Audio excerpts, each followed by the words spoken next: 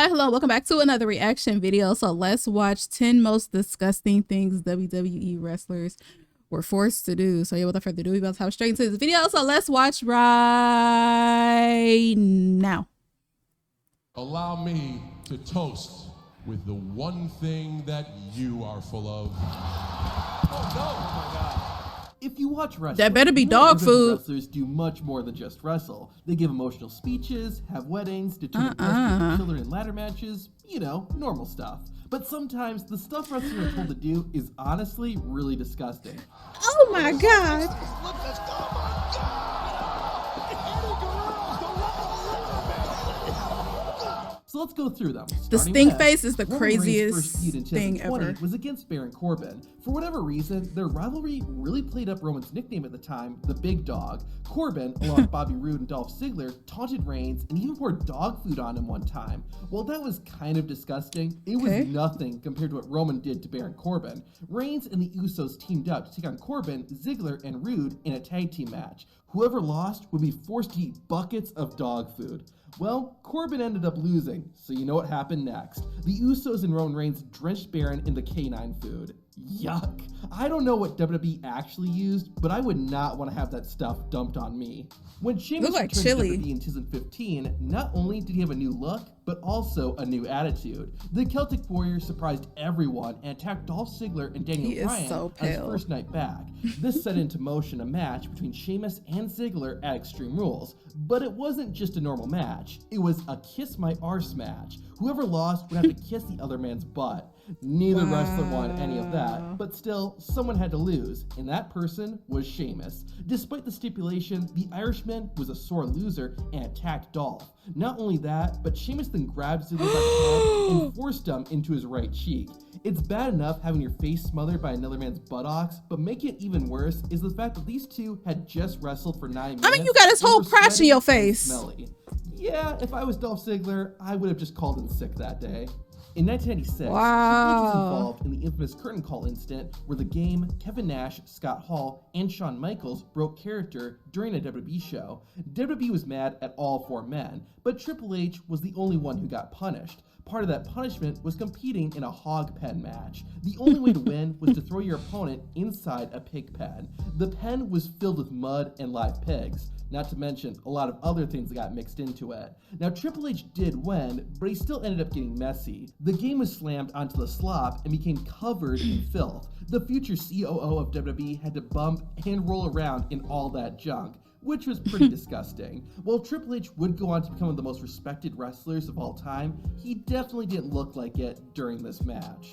I don't know if someone in WWE hated Tommy Dreamer or what, but in May of 2002, the heart and soul of ECW had to do some awful things. WWE began a storyline where Dreamer was, quote, just a regular guy. We would see Tommy do all sorts of things, like getting a cup of water from a urinal and then drinking it. That's actually one of the least disgusting ones. We also saw Dreamer brushing his dog's teeth and then using the same brush to clean his own. Later, Tommy Dreamer went to get his hair cut and then ate it. How exactly was this entertaining? Later, the hardcore icon asked a fan eating a hot dog if he could have a bite. The fan ended up dropping the hot dog to the floor, but that didn't stop Tommy Dreamer. He wiped up the dog and took a bite out of it. This is horrifying. Although, another fan took a bite out of the hot dog too, so I guess Tommy isn't the only sick person. As Dreamer was having a bite to eat, The Undertaker came out. I can't believe they dragged him into this too. The dead man gave Tommy Dreamer a cup filled with Taker's tobacco spit, and yes, he actually spit into it. And Tommy Dreamer actually drank it. I don't need to say anything. Oh my god. Face sums up all this perfectly. Yeah, that's my face. Booger would normally be a pretty forgettable wrestler had it not been for his gimmick. He was a big, gluttonous, unkept man and was probably the grossest wrestler in WWE history, and this is all intentional. Now, Bastion himself never had to do anything that was particularly disgusting, but his opponents did.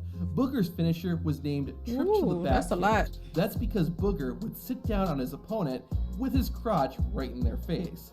Not only did you have a huge man suddenly sitting on top of you, but you also had his junk right next to your mouth.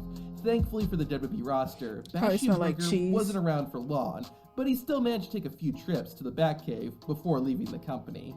One of DX's most memorable rivalries was against the McMahons and the Spirit Squad. The two went at it throughout 2006, and the best moments were usually the ones created by Triple H and Shawn Michaels. During one episode of Raw, Triple H impersonated Vince McMahon and made fun of him. Shawn Michaels came out later, appropriately dressed like Shane McMahon. Eventually, the real McMahons came out along with the Spirit Squad. Unfortunately for them, what is that walk? Like he walked like he got the biggest nuts. That's some real holy crap. Oh my God. It literally God. came from the heavens. Now, of course, the stuff that fell on them wasn't the real deal. I don't think. But still, would you want to have whatever this is dropped on you? I wouldn't. Say what you will about Michael Cole, but the man is a trooper. He's been with WWE for 25 years and does whatever they ask him to do. And I mean that. In 2011, Cole began a feud with his fellow Raw commentator, Jerry Lawler. It was one of the worst rivalries in WWE history, and it went on for way too long. The thing finally came to an end at Over the Limit, where Jerry Lawler beat Cole in a Kiss My Foot match. This one was similar to the Kiss My Arse match, but much nastier. You want to know why? Well, first, Jim Ross poured barbecue sauce into Michael Cole's mouth and all over his face. Then, Bret Hart came out, locked Michael Cole in the sharpshooter, and then Jerry Lawler made Cole kiss his foot. That's just miserable. Unfortunately for Cole, a year later, he'd be put in a match against John Cena. First, Cena ripped off the commentator's clothes, exposing way too much of Michael Cole, and then he poured sauce all over Cole's body. Did a WWE writer have a barbecue fetish or something? This was just sick, but luckily, Michael Cole's mostly stayed out of the ring ever since all this. The Boogeyman was one of the sickest WWE wrestlers of all time. It was pretty disgusting seeing Boogeyman eating worms every week. However, what earns Boogeyman's worms a spot on this list is the poor victims that were forced to consume the creepy crawlies. Big Vito I remember this. In 2005. Nunzio, the Dicks, and many others all had to open wide and chow down on the invertebrates as well. They really took that Goosebumps book seriously. Oh my God. No, no, no, no, no, no, no, no, no, no, oh my God.